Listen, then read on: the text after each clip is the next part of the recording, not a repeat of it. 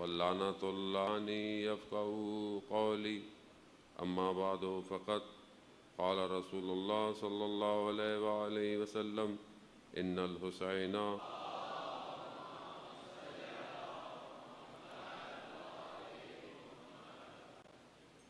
عزاداران سید الشہداء ماہ محرم کی دوسرا دن اور تیسری شب، یہ کاروان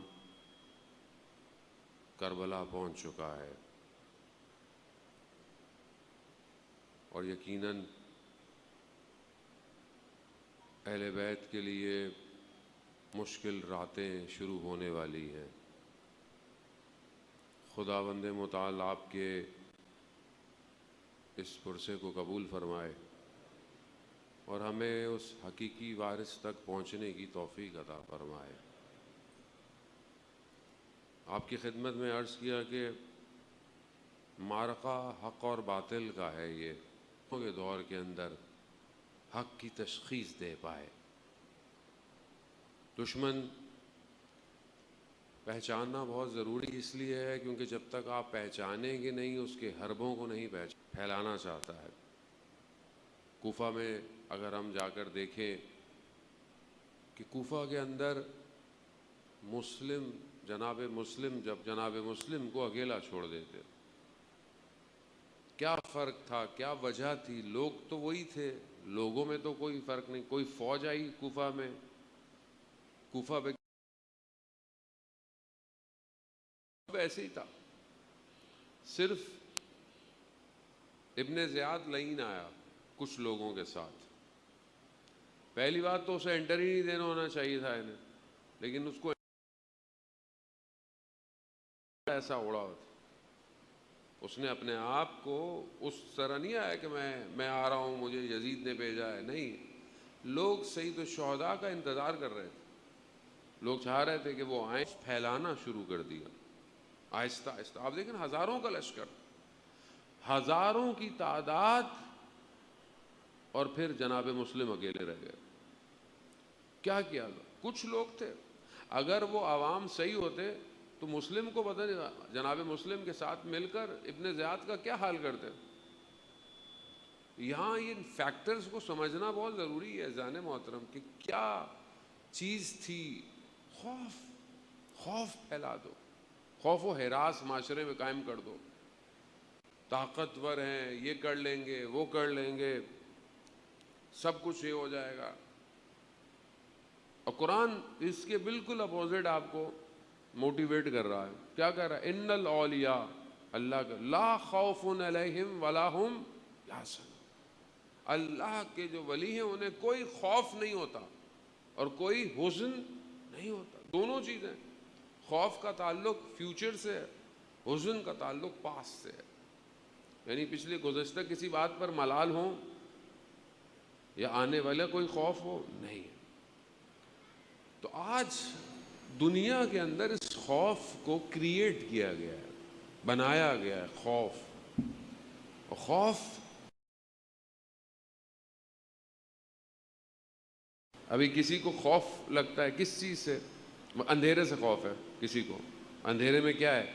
کچھ بھی نہیں ہے، روشنی کا نہ ہونا اندھیرا ہے نا، روشنی کر دیں ختم ہو جائے۔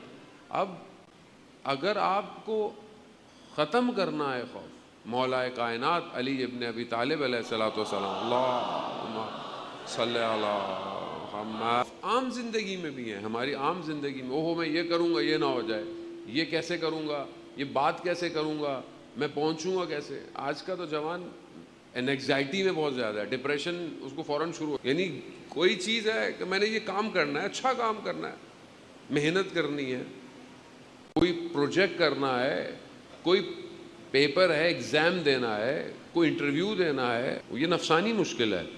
نفس کے اندر انسان، خوف اگر انسان کو ہو تو صرف خدا کا ہونا چاہیے۔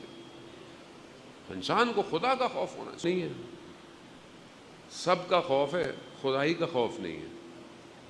ہر چیز کا خوف ہے، خدا کا خوف نہیں ہے۔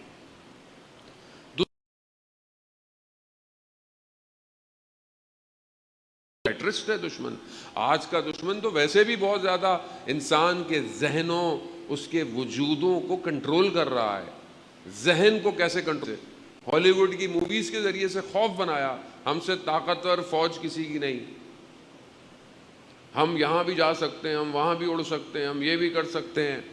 خوف ہے نا، یہ خوف، ابن زیاد نے خوف کریٹ کیا، یا تلواریں دے دو یا پھر مار دیا جائے گا۔ یعنی آپ سوچیں اپنا اسلحہ دے رہے ہیں، بھائی اسی اسلحے سے مار دیتے۔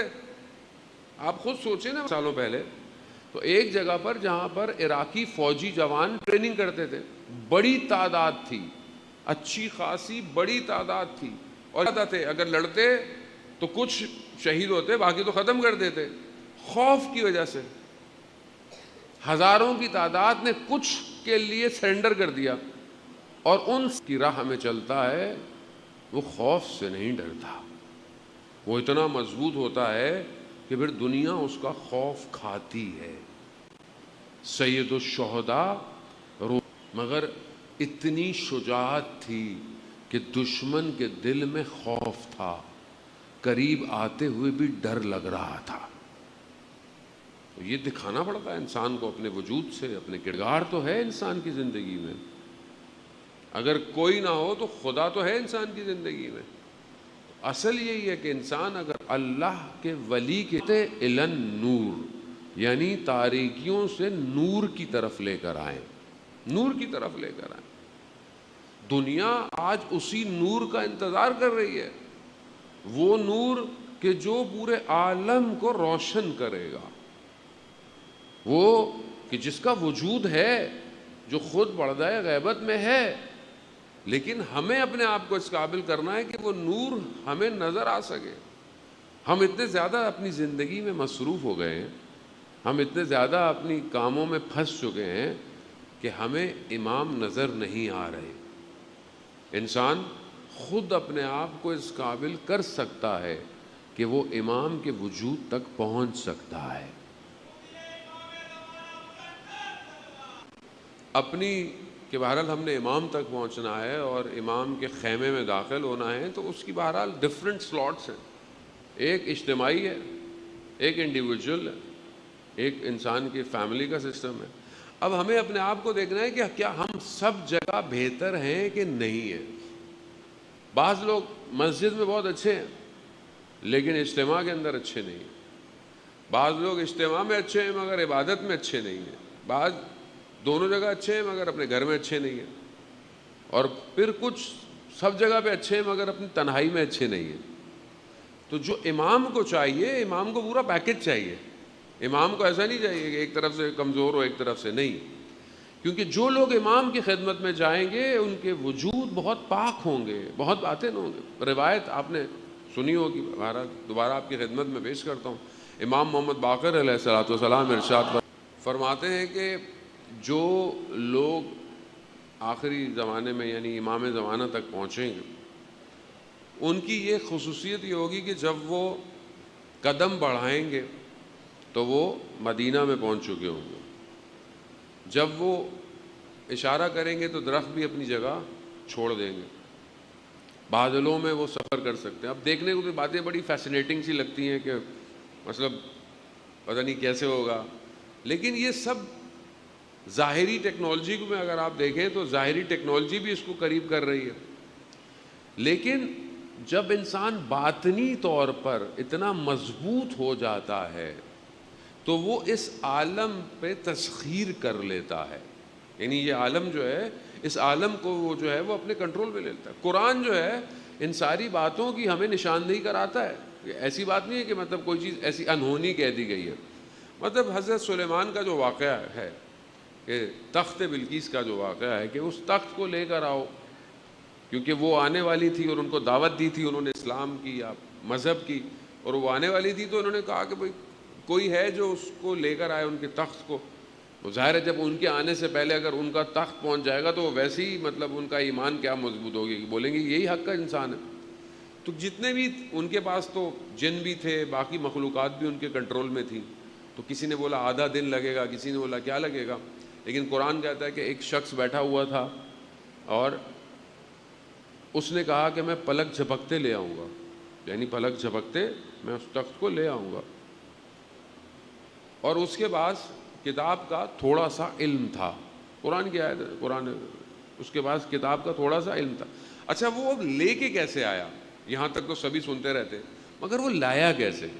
یعنی کیا ہوا؟ کچھ ہوا تو ہوگا نا.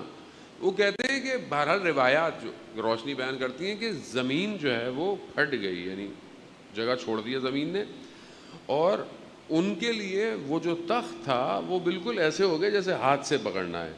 زمین ہٹی، تخت کو کھینچا، پلک جھپکتے آ گیا. یعنی یہ زمین، آسمان، یہ مٹی، یہ سب فارمولاز پہ چل رہی ہیں. یہ موومنٹ ہے نا، یہ سب ہمیں لگتا ہے سب ایسا ہے، لیکن اللہ کے نزدیک سب فکس ہے، ڈیجیٹل ہے. اب سائنس ترقی کر گئی ہے کہ دنیا کا ایک میدار ہے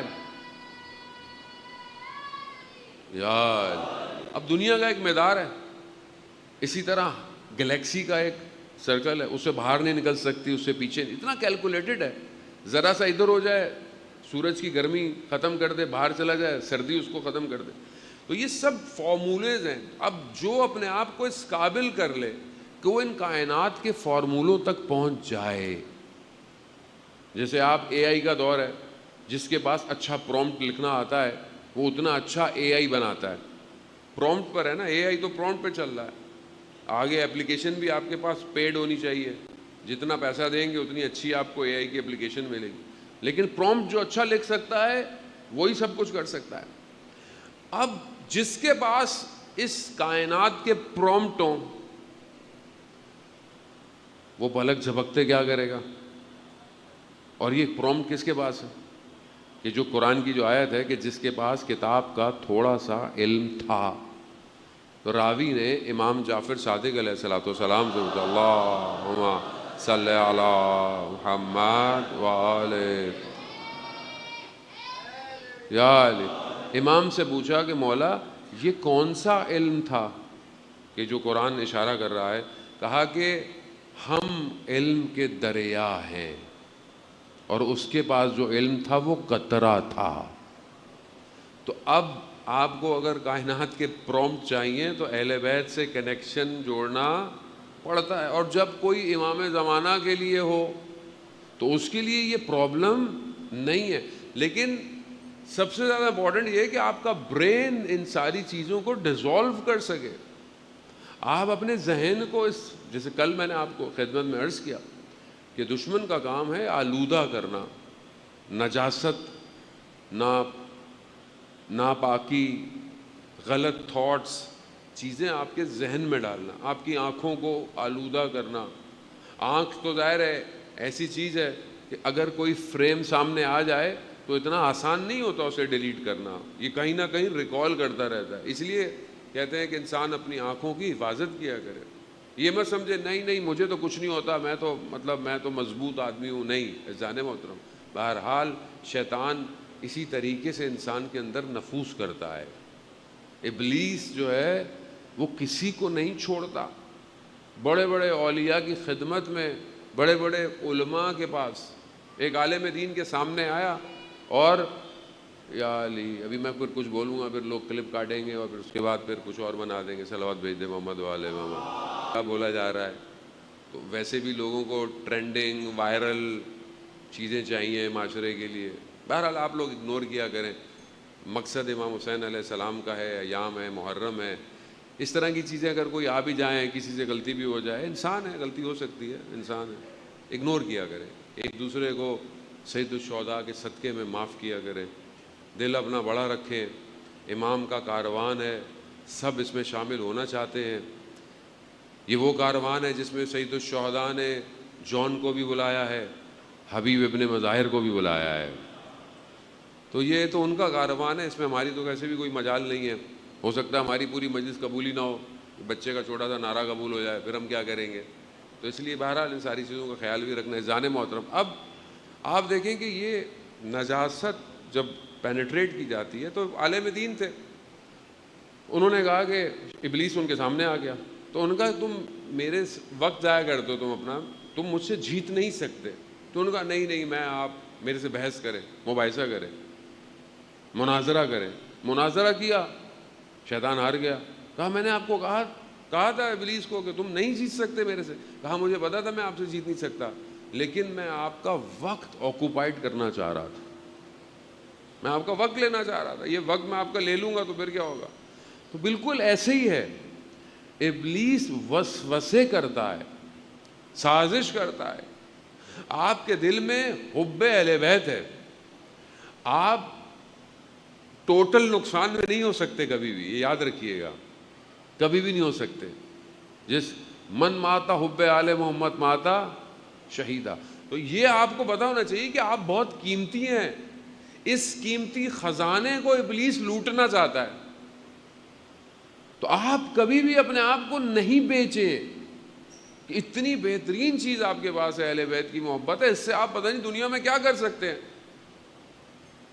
تو آپ مولا کائنات کہ گناہ کی لذت بہت تھوڑی دیر کی ہے مگر پچھتاوا بہت طولانی ہے. تو آپ اپنے آپ کو نہ بیچیں جان محترم. یہ آلودگی ہٹے گی، ذہن فوکس کرے گا تو خود بخود آپ اپنے آپ کو اپنے امام تک پہنچائیں گے. ہمیں بس اس کی اسٹرگل کرنی ہے کہ ہم آیا اپنی زندگی میں اس کو پیٹرن کو ڈیزائن کیسے کریں. یہ پیٹرن ہے ایکچولی. تو آپ کی زندگی میں عبادت اپنی جگہ، اجتماعیت اپنی جگہ، حقوق العباد آپ کی اپنی جگہ، اور بہرحال آپ کے لیے باقی ساری چیزیں. تو انسان انٹرنل سٹرکچر سے اپنے آپ کو واضح کرے کہ انسان کا اندر کا سٹرکچر بہت امپورٹنٹ ہے، اس کے اوپر میں کتنی انویسٹمنٹ کر رہا ہوں. یعنی آپ اپنے ظاہر پہ انویسٹمنٹ کرتے ہیں، کپڑے اچھے پہنتے ہیں، صاف ستھرے رہتے ہیں، خوشبو لگاتے ہیں، کچھ بھی، بہرحال انسان ظاہر ضروری بھی ہے، لیکن باطن پر انویسٹمنٹ کرنا بہت ضروری ہے. آج معاشرے کے اندر جو پرابلم ہے جان محترم، بہت پرابلم ہے، اخلاقی پرابلم بہت زیادہ ہیں. ہم بہت زیادہ مشکلات کا شکار ہیں. ڈومیسٹک وائلنس اتنا زیادہ ہو چکا ہے، گھروں کے مسائل اتنے زیادہ ہیں. ظاہر ہے لوگ ہم سے کنسلٹنسی کرتے ہیں، بہت مشکلات ہیں. اس کی ایک وجہ سب سے زیادہ انسان کا کردار صحیح نہ ہونا. اور کردار کپڑوں سے نہیں بنتا، کردار برانڈ سے نہیں بنتا، کردار اخلاق سے بنتا ہے، اخلاق سے. رسول خدا حضرت محمد مصطفیٰ صلی اللہ علیہ وسلم،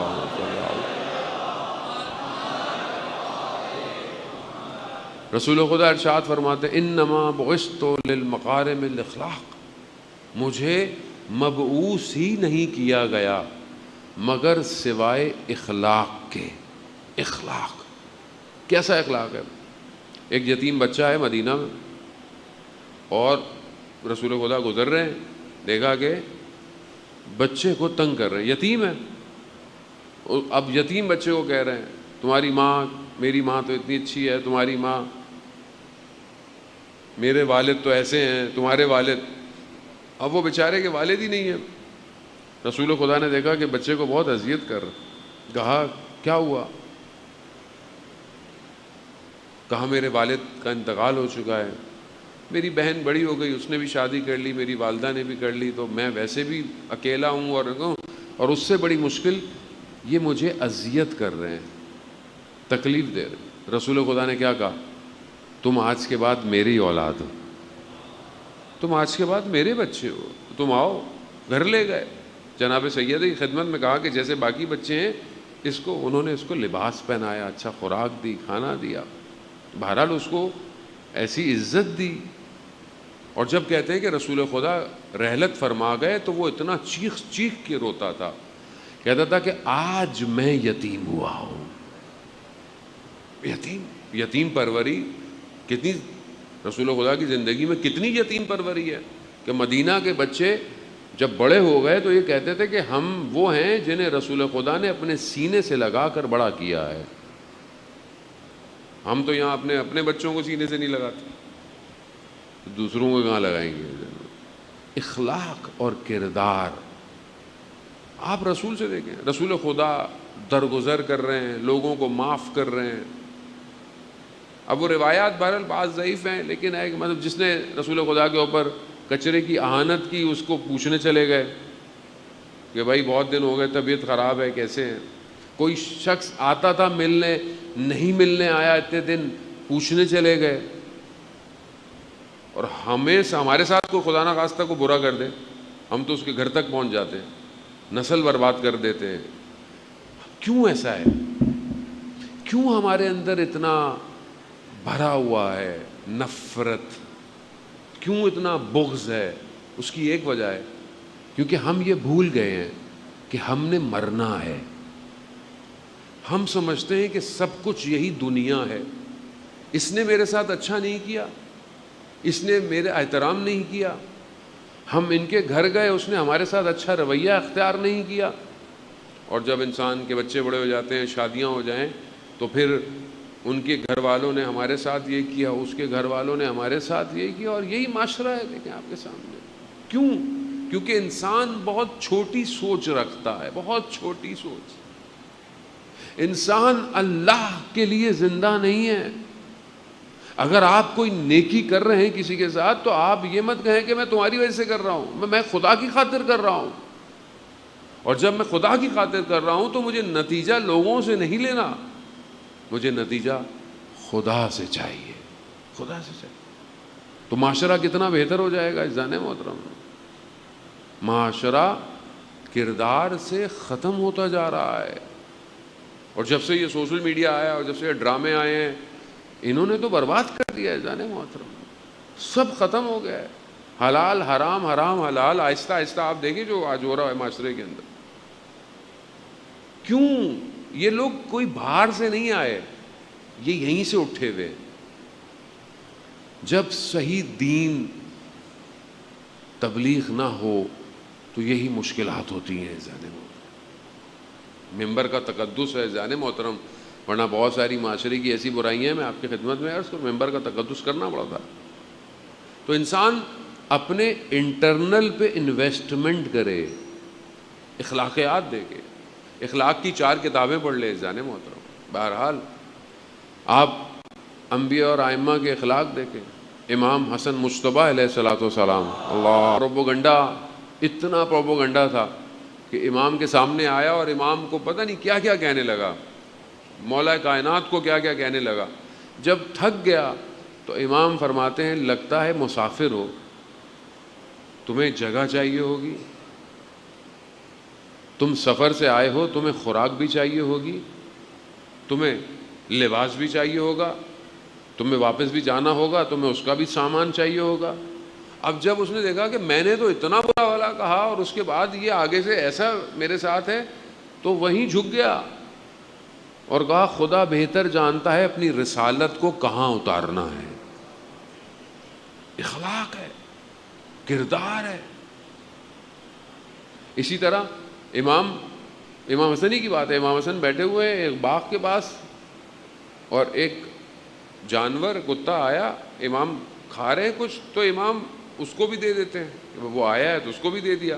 تو ایسے میں 2 لوگ آ رہے تھے مولا سے ملنے، انہوں نے دیکھا کہ جانور امام کو اذیت کر رہا ہے، انہوں نے اس کو مار کے مارا کہ یہ بھاگے یہاں سے، الگ ہو جائے، دور ہو جائے.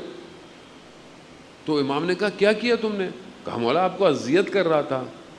کہا مجھے شرم آتی ہے کہ میں اللہ کے رزق کو خود استعمال کروں اور اس کی مخلوق میرے سامنے دیکھتی رہے. اخلاق ہے، کردار ہے. ایسے نہیں ہے کہ آج دنیا انہی کے راستے پر چل رہی ہے. تو ہم عزیزان محترم اگر امام تک پہنچنا چاہتے ہیں تو پہلی چیز ہے یہ جو آپ نے پرومپٹ ڈالنا ہے جس سے آپ کے لیے دنیا کھل جائے گی. تو پہلے اپنے آپ کو اس قابل کریں کہ آپ کو وائرس کوئی نہیں ہونا چاہیے. آپ اینٹی وائرس لگا لیں اپنے وجود میں. یہ پاک ہوگا، مصلی بچھے گا، سجدہ ہوگا، قرآن کھلے گا، قرآن آپ سے گفتگو کرے گا، تو دنیا پھر آپ کے لیے کھلے گی، تب آپ کے لیے کھلے گی. اب آپ کو یہ کرسی، اب دیکھیں نا کہ آپ رہی ہماری ہے، ہم بھی لوگوں کو تب پہچانتے ہیں جب وہ دنیا سے چلے جاتے ہیں. جب تک زندہ رہتے ہیں لوگ واقعی نہیں پہچانتا. حقیقت یہی ہے. آپ اردو کے اندر، فارسی ظاہر نہیں آتے، اردو کے اندر آپ دیکھیں ٹرانسلیٹ ہے، کتنا زیادہ اصرار قرآن کی محفل، قرآن سننا، قرآن پڑھنا، اتنا فرماتے تھے کہ کچھ نہیں تو 5 آیتیں روز پڑھ لیا کرو، 5 آیتیں، مگر پڑھو، اپنے آپ کو قرآن سے متصل رکھو۔ اذان موت، جس قرآن کو سید الشہداء نے نیزے پر پڑھا ہو اور ہم اپنی زندگی میں کھولے ہی نہیں، تو مجھے آپ بتائیں ہم کیسے امام زمانہ تک پہنچیں گے؟ یہ فارمولہ ہے اذان محترم۔ باقی ساری چیزیں اپنی جگہ امپورٹنٹ ہیں، سب کچھ امپورٹنٹ، لیکن اصل قرآن سے گفتگو تو ہو انسان۔ قرآن جب واقعات کو بیان کر رہا ہے، حادثات کو بیان کر رہا ہے، تو وہ ایسے بیان نہیں کر رہا۔ اور قرآن سورہ انبیاء میں خود فرماتا ہے کہ میں اس زمین کے اصلی وارث کی طرف پلٹا دوں گا۔ اب اس کے اندر ہمارا کردار کیا ہے، یہ بہت ضروری ہے۔ سید الشہداء کربلا میں اس معرکے کو کمال پر لے کر آئے ہیں۔ آپ تصور کریں کہ رسول کے جانے کے بعد کیا کیا گزرا، کیا کیا ہوا۔ اگر اس کو ایلوبریٹ کرنے لگ جائیں تو آپ حیران ہو جائیں گے اذان موت۔ رسول کے جانے کے بعد بہت مقام پرستی، مقام یعنی مقام ڈیزگنیشن، پوسٹ پرستی، شہرت، دولت، یہ سب چیز ہوا، بہت کچھ ہوا پھر اسلام کے اندر۔ اور چیز ہوتا ہوتا گیا، اسلام ایک الگ اسٹرکچر ڈیزائن ہوتا گیا۔ اور ملک اشتر جیسی شخصیت، جب دیکھیں امام کا دور ہے، ملک اشتر کو کیا کیا انہوں نے؟ ختم کر دیا مصر جاتے وقت۔ یعنی اتنا مضبوط شخص کے مولا کائنات کو لرزا دیا انہوں نے۔ امام کے لیے بہت امپورٹنٹ ہے ملک اشتر۔ حضرت ابو ذر جو خود امت تھے، ان کو کیا کیا؟ جلا وطن کر دیا، نکال دیا نا، ربضہ کے ادھر بھیج دیا ان کو۔ یعنی آہستہ آہستہ ان شخصیات کو ہٹایا گیا۔ آسان نہیں تھا، یہ مشکل فیز تھے یہ۔ آج آپ کو تھوڑا تھوڑا سا کچھ نظر آتا ہے سمجھنے کے لیے، مثال تو کوئی نہیں دے سکتا صدر اسلام کی، لیکن ایک ایک کر کے ہٹانا شروع کیا۔ کیوں؟ یہ ہٹیں گے تو گراؤنڈ بنے گا۔ گراؤنڈ بننے جا رہا تھا۔ کئی جلیل القدر اصحاب کو زندہ زمین میں دفنا دیا۔ اصحاب کون کر رہا ہے؟ آپ انٹرنیٹ ہے، چیٹ جی پی ٹی آپ کے پاس ہے، کلاؤڈ آپ کے پاس ہے، ہمیں تو کچھ کہنے کی ضرورت، ہم کچھ بولیں گے تو پابندی لگ جائے گی ہمارے اوپر۔ آپ چیٹ جی پی ٹی پہ پابندی لگوا لیں جا کے، آپ خود دیکھیں جا کے کس نے کیا۔ کوئی باہر سے آیا، کوئی باہر سے آیا، اندر تھا۔ ایک ایک کر کے ایک ایک کر کے ایک ایک کر کر ایک ایک کر کر سب ختم کرو، ختم کیا۔ آسان نہیں تھا، بہت مشکل تھا۔ یہاں تک کہ امام حسن مجتبیٰ علیہ السلام کے اللہم صلی علی محمد وعلی محمد کہ خیمے میں امام کے نیچے سے امام کی جانماز کو کھینچ لیا گیا، امام کے خیمے میں۔ کون لوگ تھے؟ کیا اسٹریٹجی تھی؟ یہاں تک، اور یہ سب امام حسین علیہ السلام دیکھ رہے ہیں، دیکھ رہے ہیں کہ اتنا بڑا بڑا کام ہو رہا ہے، یہ کچھ ہو رہا ہے، یہ کچھ ہو رہا ہے، اس کو یہاں، اس کو وہاں، اس کو ایسا کر۔ سید الشہداء یہ دیکھ رہے ہیں، بچپن سے دیکھ رہے ہیں کہ کیا ہو رہا ہے۔ گھر کا دروازہ جل رہا ہے، پھر اس کے بعد کیا ہوا، بابا کے ساتھ کیا ہوا، کوفہ میں کیا ہوا، پھر مدینہ میں کیا ہوا، سب دیکھ رہے ہیں کہ کیا کیا ہو رہا ہے۔ مقام پرستی کے لیے، ہر چیز کے لیے۔ مگر سید الشہداء نے بھی پھر ایسا سسٹم ڈیزائن کیا۔ دیکھیں دشمن ڈیزائن کر رہا تھا، یہ دشمن نے اسٹریٹجی ڈیزائن کی ہوئی تھی کہ اس نہج پہ میں لے آؤں گا کہ اسلام نیا اسلام آ جائے گا. اسلام وہ کہ وہ چاہتے تھے وہ اسلام آ جائے گا اور قیامت تک کا یہی اسلام چلے گا. سب ختم کرتے جاؤ, سب ہٹاتے جاؤ, جو رکاوٹ آئے ہٹا دو. اور یہی کیا انہوں نے. امام کو مدینہ کے گورنر نے بلایا اور کیا کہا کہ خط آیا ہے, یزید کی بیعت کیجیے, اور اگر بیعت نہیں کرتے تو وہ ساتھ جو بیٹھا ہوا تھا اس نے بولا کہ بھائی گردن اتار دو, اور یہی موقع ہے. کیوں؟ ہٹا دو. ایک شخص, یزید کو پوری حکومت میں کسی سے مسئلہ نہیں تھا, صرف ایک شخص سے مسئلہ تھا, اور ایک شخص, وہ ایک شخص نہیں تھا, وہ پوری کائنات کو پلٹ سکنے والا شخص تھا. امام نے بھی, امام ہے ایزان موت, امام نے بھی ایسا سسٹم ڈیزائن کیا کہ میں مدینہ میں نہیں, مکہ میں بھی نہیں, مکہ بھی چھوڑ دیا امام نے, ایسی جگہ پر یزید کو بلاؤں گا, پوری یزیدیت کو ایسی جگہ بلاؤں گا کہ قیامت تک کی یزیدیت تڑپتی رہے گی. یعنی وہ جو محنت کی تھی نا انہوں نے اتنی سالوں کی, اتنی حکومتیں, اتنا امپائر جو ڈیزائن کیا تھا, اس پورے امپائر کو تو صرف جناب زینب کے جملوں نے اکھاڑ دیا, اکھاڑ دیا. علی کی بیٹی نے شام کے دربار میں جب کہا نا اسکت, خاموش ہو جاؤ, وہیں پوری مملکت, ملوکیت تباہ ہو گئی. سید الشہداء امام حسین کا ڈیزائن کیا ہوا اسٹریٹجیکل موومنٹ تھی. صرف کربلا صرف جذبات, احساسات نہیں ہے زن محترم, عقل اور شعور کا کمال ہے کربلا. کمال. یہاں جذبات میں لوگوں نے جانے نہیں دیے, لاجیکلی بھی لوگ جانتے تھے کہ یہی کمال ہے. لوگ جانتے تھے, لوگ معرفت پہ پہنچ چکے تھے امام کی, امام کو پہچان چکے تھے لوگ کہ یہ جو ہے یہ. اسی لیے تو دیکھیں نا حبیب ابن مظاہر نے روز عاشورہ کیا کہا, جنگ ہو رہی ہے, حالات ہیں, شہید بھی ہو چکے ہوں گے لوگ. حبیب ابن مظاہر پوچھ رہے ہیں مولا میں ایک سوال پوچھوں اگر آپ اجازت دیں, لیکن میں اس لیے نہیں پوچھ رہا کہ مجھے کوئی جان کا خوف ہے, نہیں, میں اپنے معرفت میں اضافے کے لیے پوچھ, یعنی ابھی دنیا سے شہادت پہ جانے کے لیے ہے پھر بھی اضافہ چاہ رہے ہیں. وہ دیکھیں آپ کمال دیکھیں ان لوگوں کا. کہا کہ مولا جب آپ اس دنیا میں نہیں آئے تھے تو پھر کیا تھے؟ تو امام نے بولا ہم عرش پر نور کی طرح چمک رہے تھے.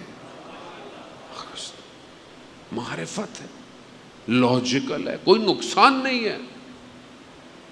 پوری اس سٹرکچر کو امام حسین نے توڑ, نہ صرف توڑا, نہ صرف 61 ہجری کے یزید کو توڑ دیا, قیامت تک کی یزیدیت اسی حسینیت سے گھبراتی ہے.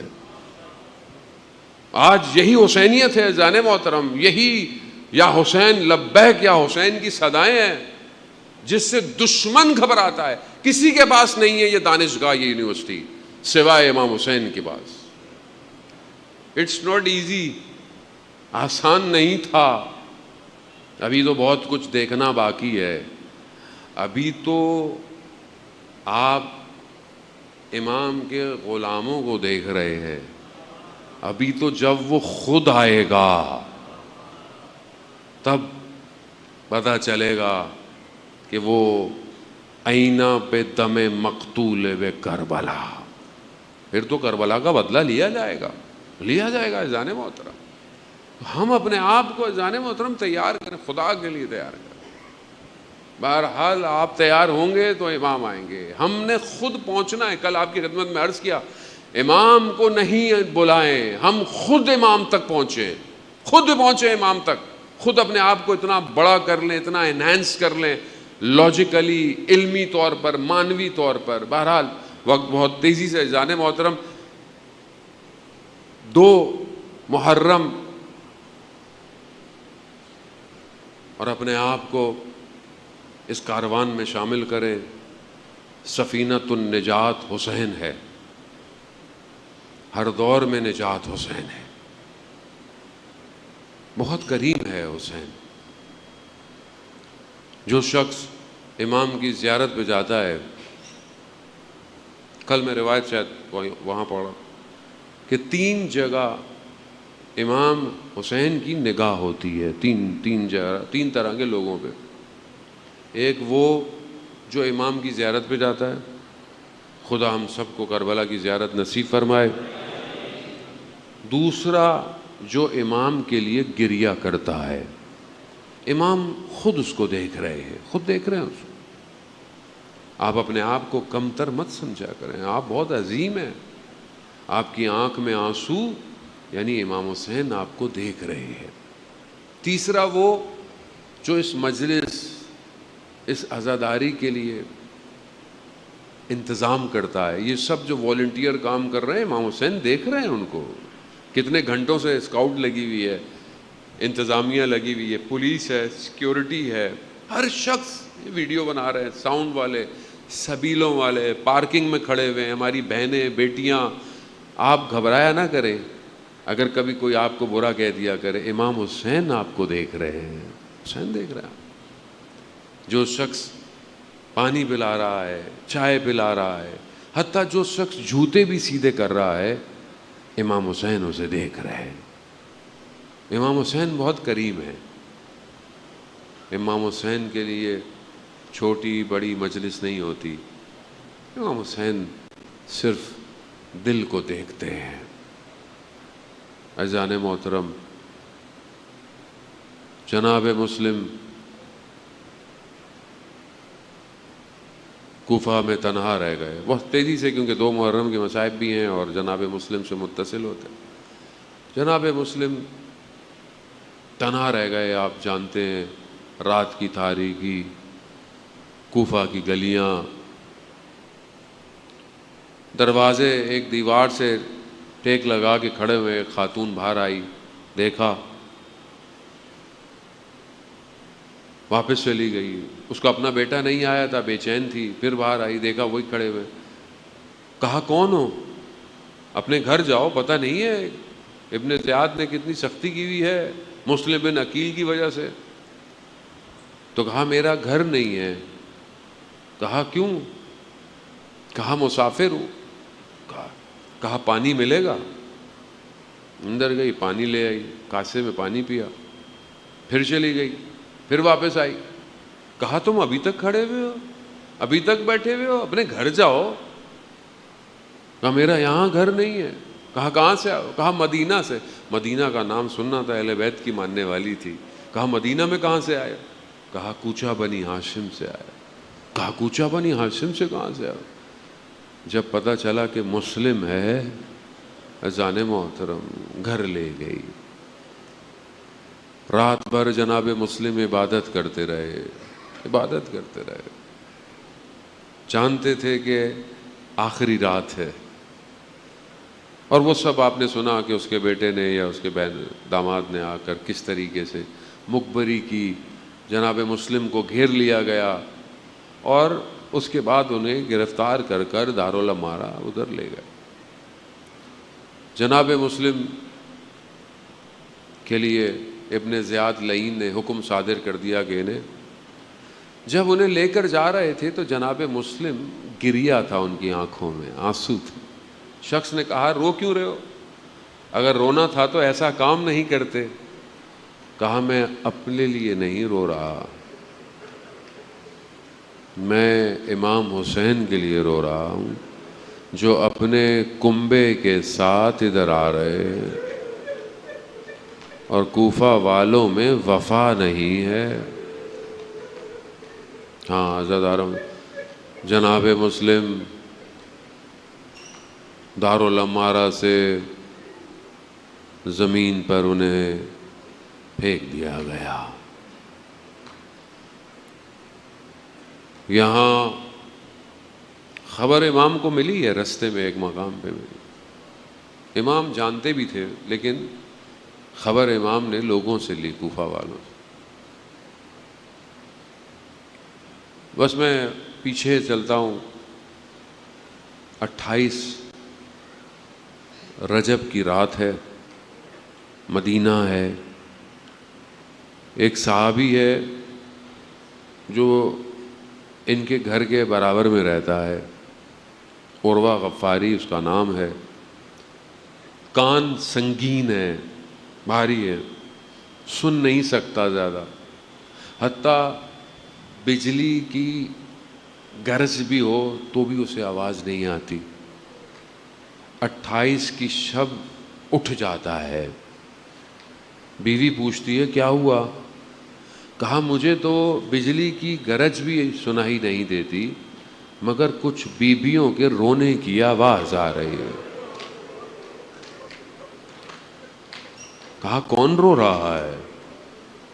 کہا یہ جناب سیدہ کی بیٹیاں ہیں، مدینہ چھوڑ کے جا رہی ہیں۔ ہاں عزاداران محترم، مدینہ چھوڑنا آسان نہیں تھا، وہ جگہ جہاں نانا کا روزہ ہو، وہ جگہ جہاں پر خود امام حسین بڑے ہوئے ہو، مدینہ چھوڑنا آسان نہیں تھا۔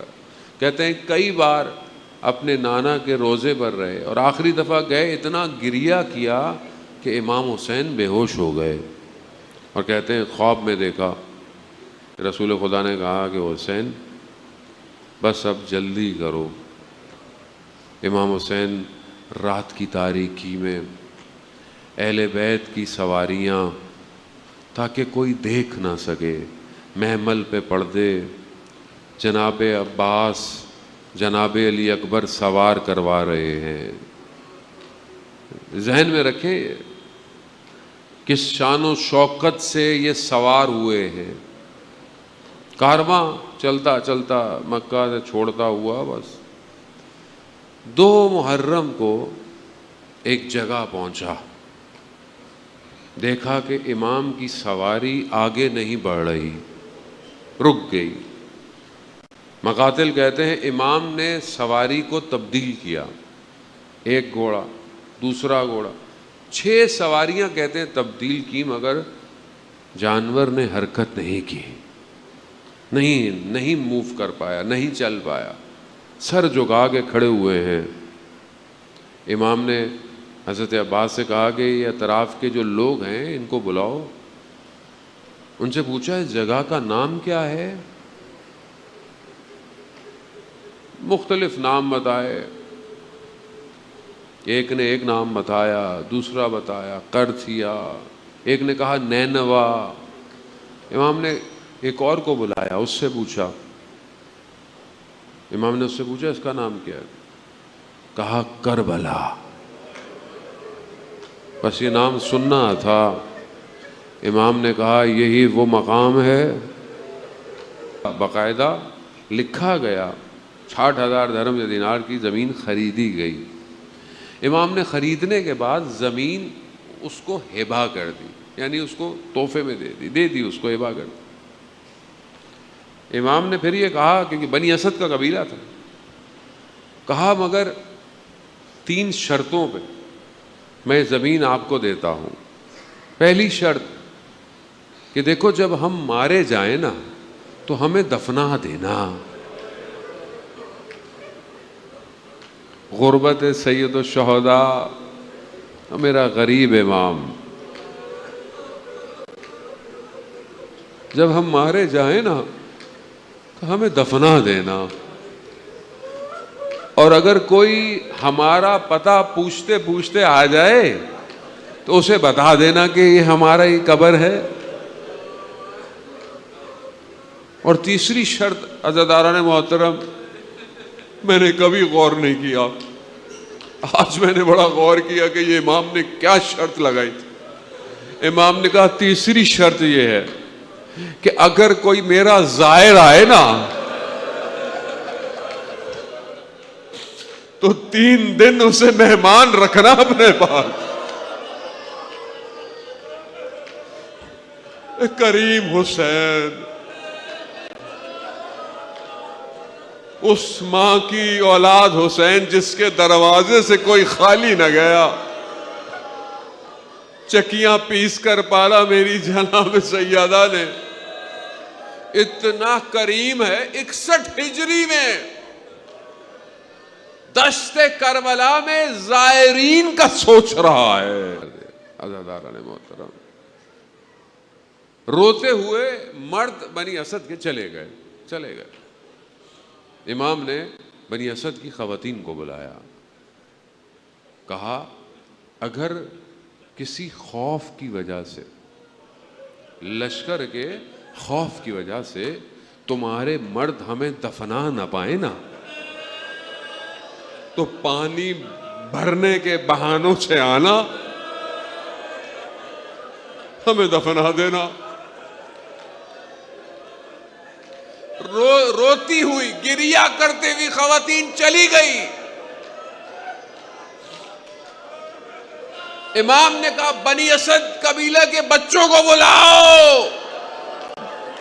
بچے آئے، کہا بچوں اگر تمہارے بڑے کچھ نہ کر پائیں تو بیٹو مٹی کھیلنے کے بہانے آنا۔ مٹی کھیلتے آخری منزل تماس دعا۔ عزیزان محترم، بس مصائب کی راتیں ہیں، جب سوچا کریں، جہاں بیٹھا کریں، گریہ کریں، حسین کو آنسو چاہیے آپ کے۔ سارا سال سب کچھ کرنے کو ہے، گریہ محرم کا انہی دن ایام میں۔ عزیزان محترم، 3 دن تک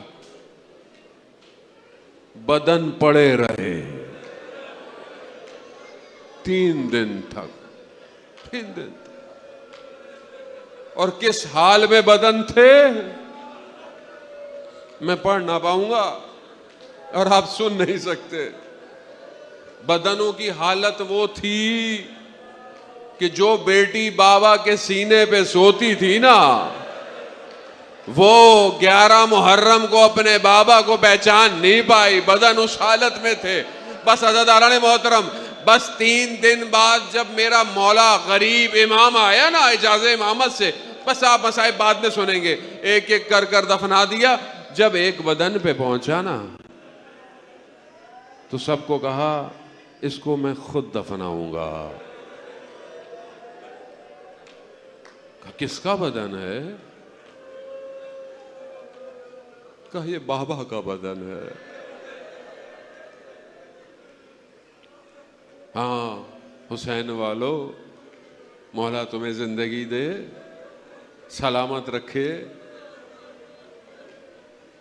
باپ تو بڑے باپ ہوتا ہے نا، اولاد کے لیے جیسا بھی ہو، کسی اولاد نے ایسا بدن نہیں دیکھا ہوگا۔ بس میں امام کا جملہ، مقتل کا جملہ اور آپ سے التماس سے دعا، امام نے اپنے بابا کے بدن کو اٹھایا نہیں، اپنے بابا کے بدن کو سمیٹا۔